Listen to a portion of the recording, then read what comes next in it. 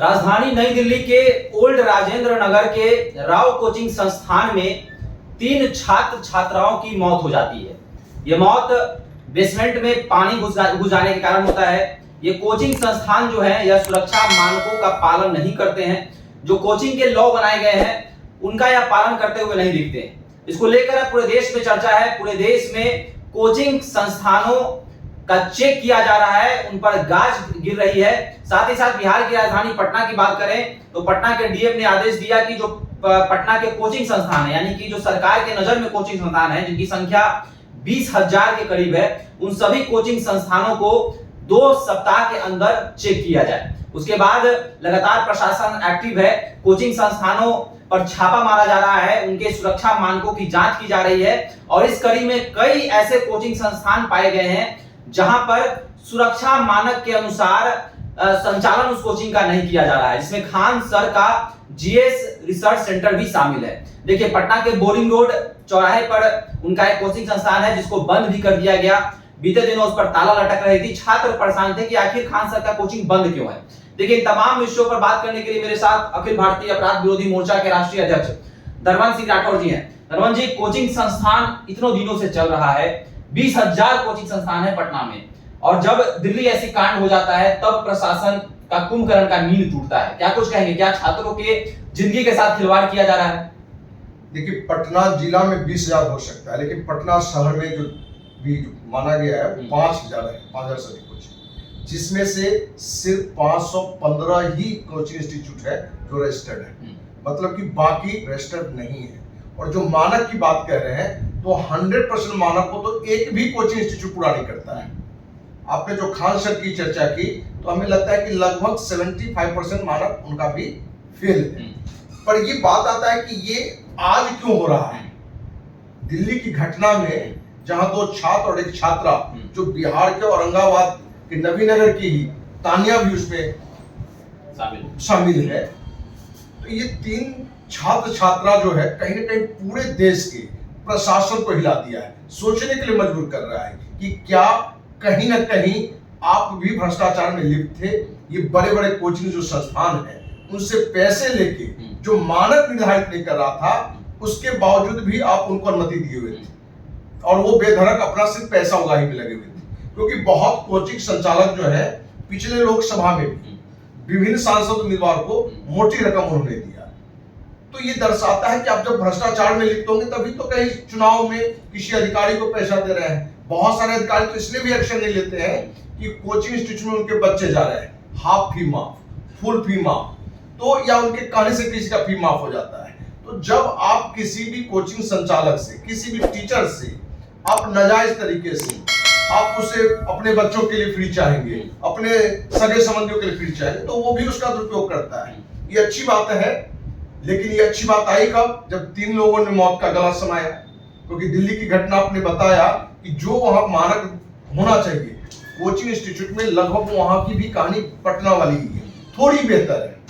और राव इंस्टीट्यूट का एक बड़ा नाम था, लेकिन राव कोचिंग में जो घटना घटी, जहां करोड़ों का माने महीना खेल चल रहा था और उसको अपने बच्चों की सुरक्षा पर ध्यान नहीं था, तो अपने पटना के डीएम को भी इसके लिए धन्यवाद दें कि देर से ही सही उस घटना से ही सीख लेकर, लेकिन पटना नहीं बल्कि पटना जिला के सारे क्षेत्रों में उन्होंने दिया है कि किसका क्या मानक है और जिनका नहीं है वो कुछ दिनों में उसको ठीक कर ले, और ठीक नहीं करें तो उन पर कानूनी कार्रवाई की जाएगी। औरंगाबाद की श्रेया हत्याकांड पर आप लगातार सवाल उठाते रहे। औरंगाबाद के नवीनगर प्रखंड की ही एक बेटी है तान्या, उसकी भी मौत हो गई है। क्या कुछ कहेंगे? 24 साल की वह थी।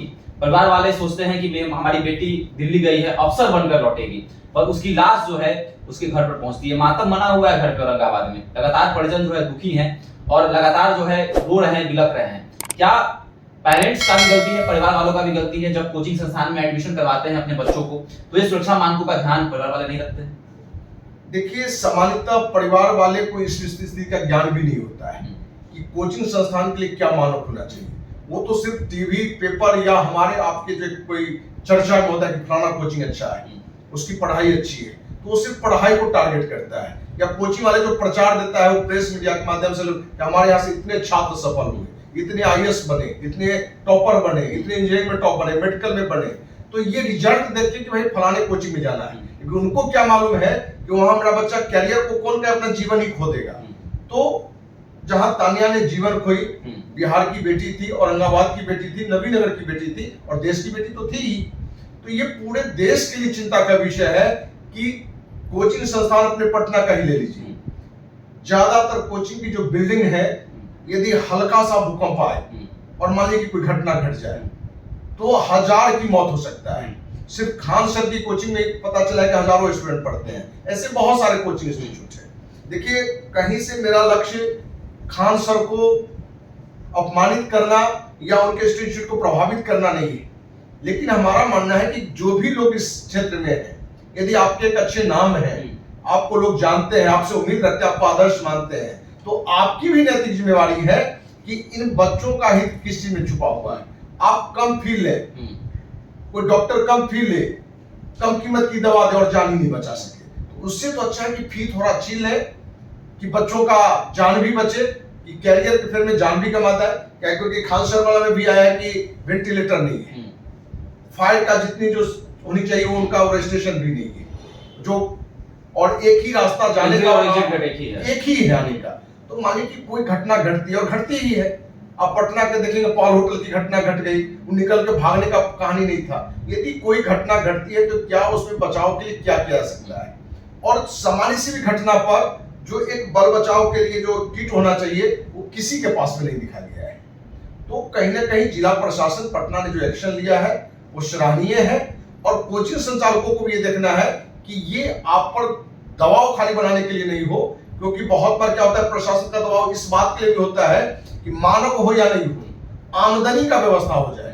तो हम पटना जिलाधिकारी से भी कहना चाहेंगे या बिहार सरकार से भी कि क्या, या पूरे देश के भी, कि कोचिंग का मानक ठीक करना है, स्टूडेंट को सुविधा देना है, कि ये दबाव बना के मोटी रकम की वसूली का भी उपाय लगाना है कि मोटी रकम वसूल लें और फिर कहानी जस की तस। ये 3 छात्र छात्रा की जो हत्या हुई है, जो मौत हुआ है, मैंने हत्या उसको लेकिन मौत मैंने हत्या के रूप दिया गया है कि मौत हुई है, तो ऐसी मौत और आगे नहीं आवे।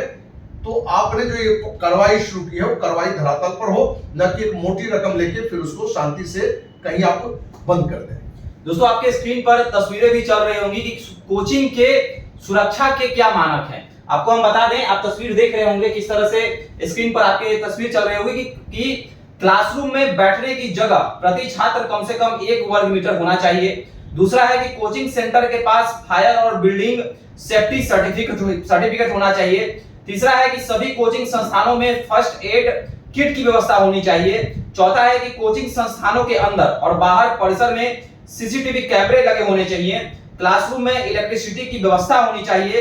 क्लासरूम में वेंटिलेशन और रोशनी की समुचित व्यवस्था होनी चाहिए, जैसा सर ने जिक्र किया। छात्र छात्राओं की जरूरत की सभी बुनियादी सुविधाएं होनी चाहिए। कोचिंग संस्थानों के अंदर फायर एक्सटिंग्विशर लगे हों और इसे लोग चलाना जानते हों। तो कहीं ना कहीं देख सकते हैं स्क्रीन पर कि किस तरह से सुरक्षा के जो मानक हैं वो आपके स्क्रीन पर लगातार चल रहे होंगे। सर, सुरक्षा मानक जो हैं तो कहीं ना कहीं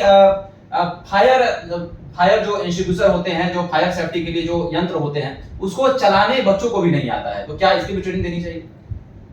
बच्चों के लिए उसके लिए तो कर्मचारी होना चाहिए। और जो कल एसडीएम गए थे या परसों गए थे जांच के लिए, तो उसमें जो गड़बड़ियां पाई गई थी, वो गड़बड़ियां क्या थी उसकी भी चर्चा जरूर आप लोगों को बताएं। वो गड़बड़ियां क्या थी कि कोचिंग संस्थानों में इमरजेंसी डोर नहीं था, वहीं पावर एक्सटिंग्विशर पर अधिकांश चालू हालत में नहीं, अधिकांश कर्मचारी फायर एक्सटिंग्विशर चलाना नहीं जानते थे।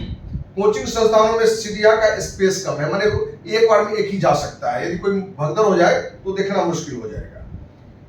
आपको सेकंड थर्ड फ्लोर पर चलने वाली क्लासेज में खतरा ज्यादा दिखा है, माने कोई घटना घटता है और थर्ड फ्लोर से यदि भाग रहा है तो माने सीधी ही माने एक व्यक्ति का चलने वाला, तो ज्यादा लोग कैसे निकल सकते हैं। कई संस्थानों के पास न शौचालय है न वाटर टैंक है। आपके छात्र हजारों में है और शौचालय एक दो छोटा सा है, उसकी भी क्या स्थिति होगी। तो वहां शौचालय की भी स्थिति नहीं है, वो जो एक साफ सुथरा पानी की व्यवस्था है उसकी व्यवस्था अच्छी नहीं थी। 90% कोचिंग संस्थानों में सुरक्षा मानक बिल्कुल नहीं दिखे गए हैं, ये कल एसडीएम ने मीडिया की चर्चा में बताया है। चलिए, तो देख सकते हैं कि सुरक्षा मानकों के अनुरूप ये कोचिंग संस्थान काम नहीं कर रहे हैं। तमाम गड़बड़ियां जो है कोचिंग संस्थान में पाई जा रही हैं। बच्चे भी नहीं समझते हैं, परिवार वाले लोग भी इन चीजों को नहीं देखते हैं। परिवार वाले देखते हैं कि जिस कोचिंग संस्थान में ज्यादा भीड़ है, जिस कोचिंग संस्थान में ज्यादा बच्चे हैं, एसी लगी है, बच्चों के सुख सुविधाओं की वस्तुएं हैं, उन कोचिंग संस्थानों में जो है परिवार वाले एडमिशन करवा देते हैं और उसके बाद दिल्ली जैसी घटनाएं होती हैं।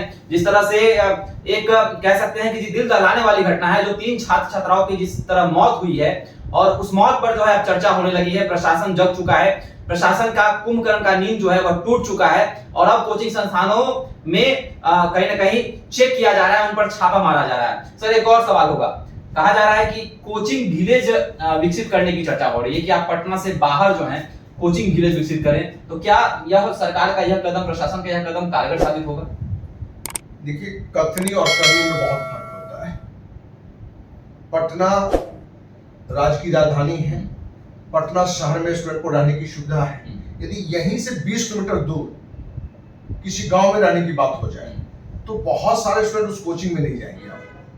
तो सरकार ने जो बात कहा है, तो हमको तो लगता है कि कोचिंग संचालक भी वहां कहीं कहीं हॉस्टल बनावे, या सरकार की भी तरफ से हॉस्टल की व्यवस्था ग्राम में हो तो गांव का भी विकास होगा। तो सरकार ने ये जो बातें रखी है, हो सकता है कि अभी मीडिया का एक प्रभाव चल रहा है और एक मुद्दा बना हुआ है तो बातें रख रहे हो, लेकिन इसको कितना कारगर साबित कोचिंग संचालक करेंगे या सरकार भी करेंगे, इसमें अभी भी संदेह है। चलिए, तो कोचिंग विलेज की भी बनाने की बात की जा रही है कि आप शहर से बाहर एक कोचिंग विलेज विकसित करें और इसको लेकर जो है तमाम बड़े-बड़े कोचिंग संचालकों की मीटिंग भी हुई है पटना के डीएम के साथ। तो कोचिंग विलेज कितना कारगर साबित होगा, साथ ही साथ अब आपके आसपास भी कोई ऐसे कोचिंग संस्थान हैं जो सुरक्षा मानकों के अनुसार काम नहीं कर रहे हैं, उस पर अमल नहीं कर रहे हैं, तो आप भी हमारे साथ साझा कर सकते हैं। और औरंगाबाद की बेटी, नवीनगर की बेटी तान्या का जिस प्रकार मौत हुआ है उसके बारे में भी आप हमारे साथ चर्चा कर सकते हैं। धन्यवाद।